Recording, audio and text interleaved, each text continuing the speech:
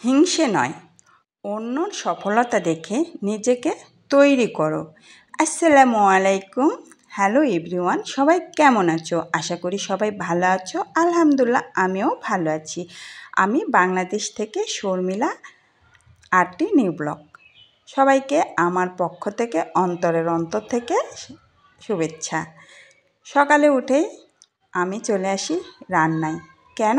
রান্নায় না আসলে আমার ছেলে খাবে কি?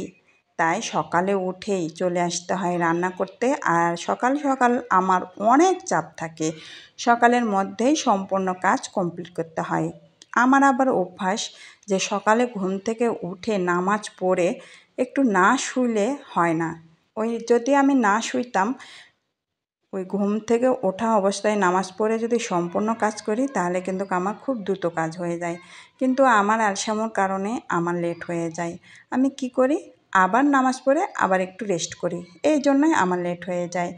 আর আমাদের হচ্ছে শুধু এই বাড়ির কাজ করলেও হয় না, বাইরে আছে আমাদের একটা খামার আছে, সেই খামারে আমাদের একটু শ্রম দিতে হয়। মানুষ অন্যর সফলতা দেখে হিংসেয় মরে যায়। উনি করতেছে, আমরা করতে পারি না কেন? অবশ্যই এই কাজ করা যাবে না। কেন? তুমি কোন কাজে দক্ষ? তুমি কোন কাজে দক্ষ সেই কাজ তোমাকে করতে হবে।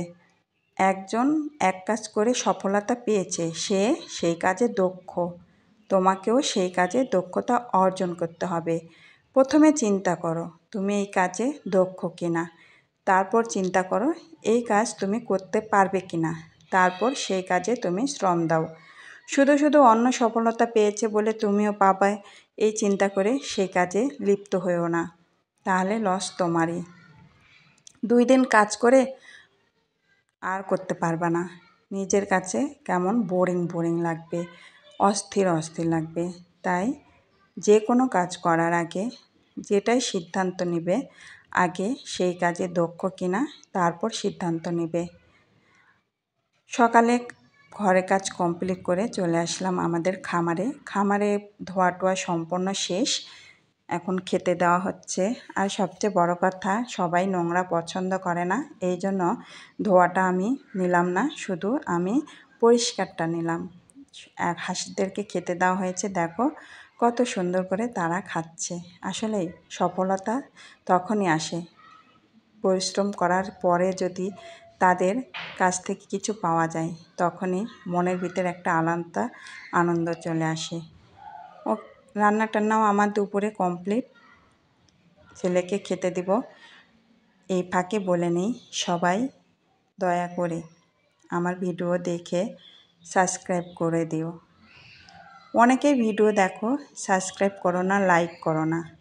আমরা যারা কাজ করি সবাই সবার পাশে থাকার চেষ্টা করব, কারণ এই লাইনে যারা কাজ করে তারাই শুধু সবাইকে বোঝে। সবাই আমরা ধৈর্য সহকারে একটা সাবস্ক্রাইব করব, পাশে থাকব আর কমেন্ট করব। কমেন্ট যদি না করো, তোমার বাসায় আমি যাব কিভাবে? কমেন্ট করতে হবে, কমেন্ট করলে সেই কমেন্ট ধরেই আমি তোমার বাসায় চলে যাব। সবাই ভালো থাকবে, সুস্থ থাকবে এবং আল্লাহর উপর ভরসা করবে। রিজিকের মালিক হচ্ছে আল্লাহ তাআলা। যাই যেভাবে যেখানেই থাকুক না কেন, আল্লাহর উপর ভরসা করতে হবে। আল্লাহ হাফিজ।